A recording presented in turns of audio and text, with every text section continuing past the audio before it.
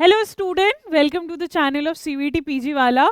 आज के वीडियो में जानेंगे कि भाई सीवीटी पीजी होता क्या है और क्यों ज़रूरी होता है बच्चों को इस फेज से गुजरने के लिए। यानी अगर आपको करना है पीजी या फिर मास्टर्स करना है तो एक एग्जामिनेशन का नाम आपको सुनना पड़ेगा, और नहीं भी सुना है तो भाई आज सुन लो, वो है सीवीटी पीजी।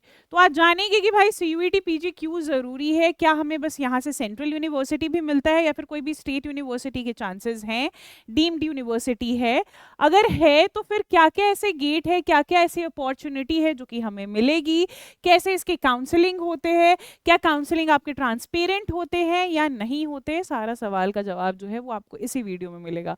तो एक एक करके शुरू करते हैं कि भाई why we need CUET PG and why it is very important for these students to know it.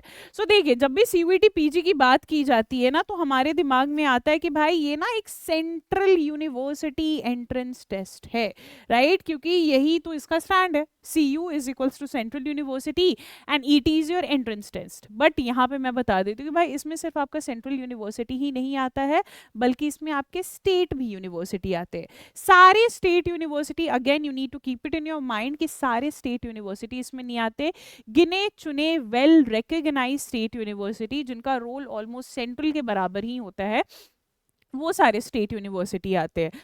क्या सारे सेंट्रल यूनिवर्सिटी इसमें आते हैं? Majority of the central university इसमें आते हैं, एक दो नहीं आते, जैसे अलीगढ़ मुस्लिम यूनिवर्सिटी हो गया, इलाहाबाद यूनिवर्सिटी हो गया, जामिया मिलिया इस्लामिया हो गया, ये सारे नहीं आते। इसके अलावा भी अगर आप देखोगे तो डीम्ड यूनिवर्सिटी भी आपको इसमें देखने को मिलती है, एंड अपार्ट फ्रॉम इट आपको प्राइवेट यूनिवर्सिटी भी आपको इसमें देखने को मिलती है, एंड गवर्नमेंट इंस्टीट्यूशन भी यानी GI भी आपको देखने को मिलता है। यानी ये सारी यूनिवर्सिटी लगभग जो है वो 140 के आसपास यूनिवर्सिटी इकट्ठे आते हैं और एक एंट्रेंस टेस्ट लेते हैं, किसका?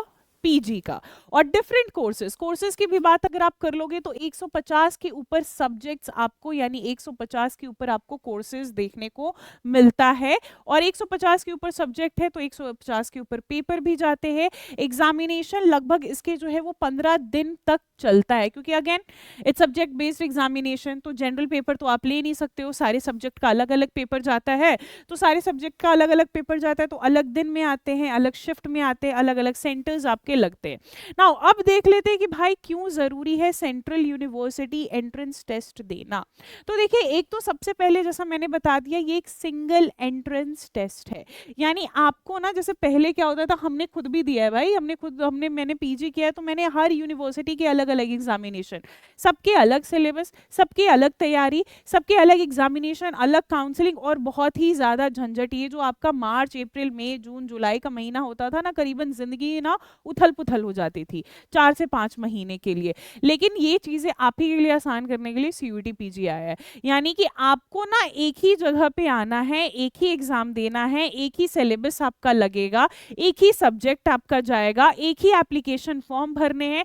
अगर एक एप्लीकेशन फॉर्म भरना है तो ऑब्वियस सी बात है कि एप्लीकेशन फी भी तो एक ही होगा, क्योंकि भाई अगर आप DU की भरोगे, जैसे मैंने दिया है, DU का भरा फॉर्म, DU के अलग से पैसे लगे, JNU का भरा, JNU का अलग से पैसा लगा, फिर अलग से उस समय CU सेट होती थी भाई, तो CU सेट का अलग से पैसा लगा, सबके अलग अलग एंट्रेंस, सबके अलग अलग सिलेबस आपको देखने को मिलते, तो भाई दिमाग का दही। तो ये सबसे बड़ी बात है कि भाई सिंगल एंट्रेंस एग्जामिनेशन है बहुत सारे यूनिवर्सिटी के लिए, that's why it is important. Next point देख लेते हैं, ensure fair and standard admission, right? कि देखिए ये क्या है ना, इसका पूरा प्रोसेस काफी ज्यादा ट्रांसपेरेंट होता है।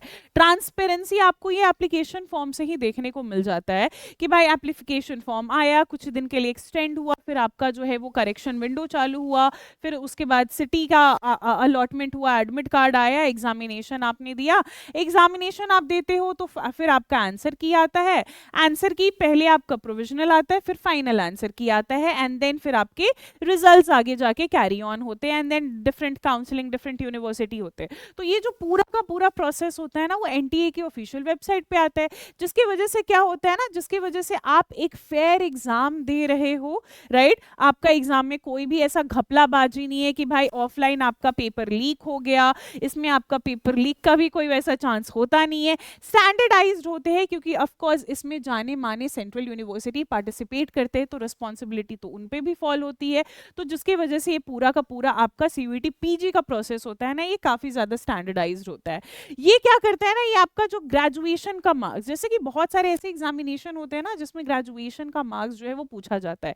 इनफैक्ट सीयूईटी पीजी में भी पूछा जाता है, बोलते हैं कि भाई मिनिमम हमें ना 55% चाहिए irrespective of what ever category, यानी मिनिमम 55% हमें ग्रेजुएशन पे चाहिए। लेकिन कुछ कुछ ऐसे आप अगर जॉब रिलेटेड एग्जामिनेशन दोगे या फिर डिफरेंट एग्जामिनेशन एलिजिबिलिटी वाले दोगे तो उसमें आपका ग्रेजुएशन के डिपेंडेंसी, अगर ग्रेजुएशन में आपका मार्क्स कम भी आया और मास्टर्स में आप मार्क्स ज़्यादा लेकर आए हो एक सर्टेन यूनिवर्सिटी पे से आपने जो है वो अपना मास्टर्स किया है, तो ये ग्रेजुएशन पे जो डिपेंडेंसी होता है वो खत्म कर देता है। एक सिंपल मैं एग्जांपल लेती हूँ, जैसे हाल ही में बहुत सारे टीचर के केवी जेएनवी वगैरह जो है वो निकला है, ईएमआरएस वगैरह एग्जामिनेशन हाल फिलहाल में निकला है। तो इसमें क्या है ना, इसमें अगर आपने फॉर्म को देखा होगा तो फॉर्म में क्या होता है ना, लिखा रहता है कि अगर आपने अपनी ग्रेजुएशन सर्टेन सब्जेक्ट से नहीं की है लेकिन मास्टर्स आपने उस सब्जेक्ट से किया है और एक अच्छा मार्क्स है, तब आप इस फॉर्म को भरने के एलिजिबल हो। यानी आपका डिपेंडेंसी ग्रेजुएशन से खत्म हो गया और डिपेंडेंसी किस पे आ गया, मास्टर्स पे आ गया। तो ग्रेजुएशन का उतना अच्छा मार्क्स नहीं भी रहता है आपका, 70s 80s में आप नहीं भी लेकर आते हो परसेंटेज, तो मास्टर्स पे आपका पूरा का पूरा जो है वो ध्यान चला जाता है। तो इसी की वजह से पीजी आपको करना चाहिए, right. Wider choice of university and courses, जैसा मैंने बोला कि भाई यूनिवर्सिटी बहुत सारे हैं इसमें पार्टिसिपेट करें, लगभग 140 के आसपास, और कोर्सेज आपका 154 के आसपास आपके कोर्सेज है। तो आपको भाई अलग जगह जाने की जरूरत नहीं है और अलग कोर्स में आपका माथा फेरने की जरूरत नहीं है, ये आपको यहीं पे ही मिल जाएगा। मेरिट बेस्ड एग्जामिनेशन होती है कि अगर मान के चलिए कि ग्रेजुएशन में किसी बच्चे को आया 60%, किसी को आया 70%, तो पहले क्या होता था, मार्क्स के बेसिस पे आप एडमिशन लेते थे डीयू में, जेएनयू में, कि आपका जो भी ग्रेजुएशन का मार्क्स होया उस बेसिस पे आपका कट ऑफ जारी होता था। लेकिन इस चीज को हटाया गया और इस चीज में बोला गया कि यार मार्क्स के बेसिस पे आप बच्चों को जज नहीं कर सकते हो।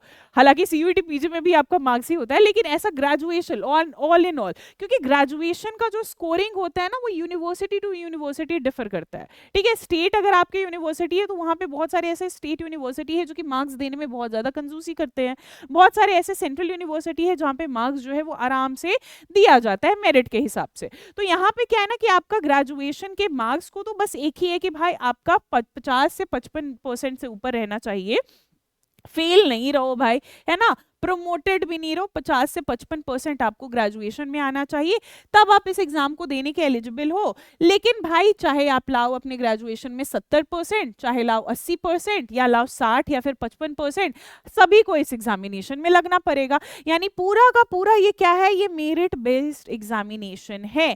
आपको प्रूव करना पड़ेगा कि आप अपने सिलेबस में अच्छा किए हो, आपको सिलेबस की नॉलेज है। डिफरेंट यूनिवर्सिटी, स्टेट हो सेंट्रल हो, उनके खुद के यूनिवर्सिटी के मार्किंग पे हम यहाँ बिलीव नहीं करेंगे, हम इकट्ठे आपका एग्जाम लेंगे, हम उसके मार्क्स पे बिलीव करेंगे। आगे बढ़ते हैं। ये क्या करता है ना, एग्जाम प्रेशर, जैसे मैंने ही बोला था यार, मेरा जो जिंदगी हुआ था ना ग्रेजुएशन और मास्टर्स के बीच में 3-4 महीने का जिंदगी, वो मेरा तबाह हो गया था कि ग्रेजुएशन के फाइनल ईयर के लिए भी पढ़ो यार, और उसके ऊपर से डिफरेंट यूनिवर्सिटी के एंट्रेंस टेस्ट के लिए भी पढ़ो। अब भाई वो रिजल्ट निकालेंगे, उनकी काउंसलिंग पता नहीं कब होगी, भगवान जाने। तो आपकी जो पहली यूनिवर्सिटी काउंसलिंग ले रहा है, ना चाहते हुए भी वो यूनिवर्सिटी में मुझे एडमिशन लेना पड़ता था, लाइक बच्चों को लेना पड़ता था। तो जिसकी वजह से एग्जाम प्रेशर रिड्यूस करके एक ही एग्जाम होगा भाई, एक ही प्रेशर लो, एक ही सिलेबस होगा, आपका सब कुछ एक ही होगा।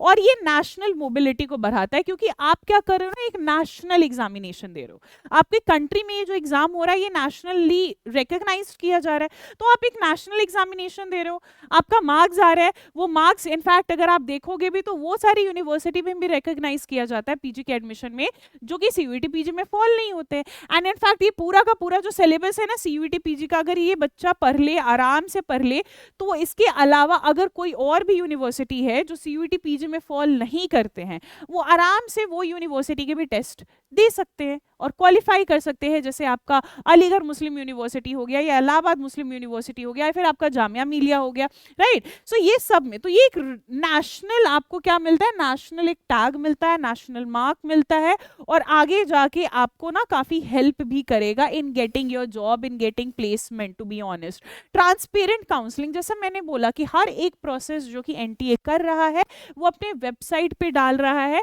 और सब कुछ बता रहा है कि भाई लास्ट में if you have seen the prospectus और नॉट, लास्ट में वो सारी चीजें भी बता रहे हैं और शुरू में भी सारी चीजें बता रहा है कि ये होगी, ऐसे किया जाएगा, इसका सिलेबस ये है, फलाना है, ढिमकाना है, यानी सारी चीजें आपके सामने प्रेजेंट कर दी जाएगी कि देखिए ये भाई पूरा प्रोसेस अभी हुआ है और इसकी जानकारी आप लीजिए। And then helps in planning your career, क्योंकि कहीं से भी अगर आप सेंट्रल यूनिवर्सिटी से करते हो, ठीक है, सीयूईटी पीजी देकर करते हो, तो पहले सीयूईटी का पीजी का जो सिलेबस है वो आपको ठोक देता है, ठोक कर आपको बजा देता है, पूरी तरीके से आपको ढाल देता है। फिर उसके बाद 2 साल आप मास्टर्स करते हो, आप अपने सब्जेक्ट में 2 साल और बिताते हो अपने जिंदगी के, तो आप उस सब्जेक्ट के भाई मास्टर ऐसे भी हो ही जाते हो। And then central university opportunities के बहुत सारे गेट खोल देता है। स्टेट यूनिवर्सिटी में आपको प्लेसमेंट नहीं मिलता है, लेकिन सेंट्रल यूनिवर्सिटीज में आपको मिल जाते हैं। अब स्टेट यूनिवर्सिटी में हर भाई यूनिवर्सिटी में प्लेसमेंट नहीं मिलता है, लेकिन वो यूनिवर्सिटी में बिल्कुल मिलता है जो सीयूईटी पीजी के अंडर आते हैं। यानी आपके करियर को ना ये अच्छे तरीके से बिल्ड करता है, राइट। और ट्रांसपेरेंट की अगर आप बात कर लो, तो चाहे वो आपका एडमिशन की बात हो या फिर आपका काउंसलिंग की बात हो, सारा का सारा फेज यहाँ पे ट्रांसपेरेंसी के ही साथ आता है। अब आते हैं लास्ट पॉइंट पे, that it is recognised widely. It is not just recognised in your city, in your state, or even in your country, even outside this country this score is valid. You can go and check the website of NTA, आपको पता चल जाएगा, right? So ये recognition आपको मिल जाता है, again not state wise and not only nation wise। तो recognition चाहिए आपको, ये सारी career opportunity चाहिए, ये सारा transparency चाहिए, प्रेशर नहीं चाहिए, एक ही सिलेबस हो, एक ही एग्जाम हो, तो सीयूईटी पीजी एग्जामिनेशन आपके लिए काफ़ी ज़्यादा इंपॉर्टेंट हो जाता है।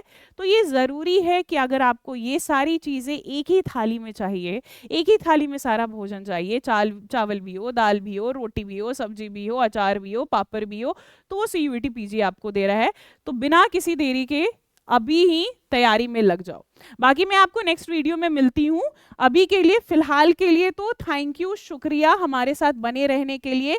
नेक्स्ट वीडियो में ऐसे ही और इन्फॉर्मेशन के साथ मैं आपको मिलूंगी।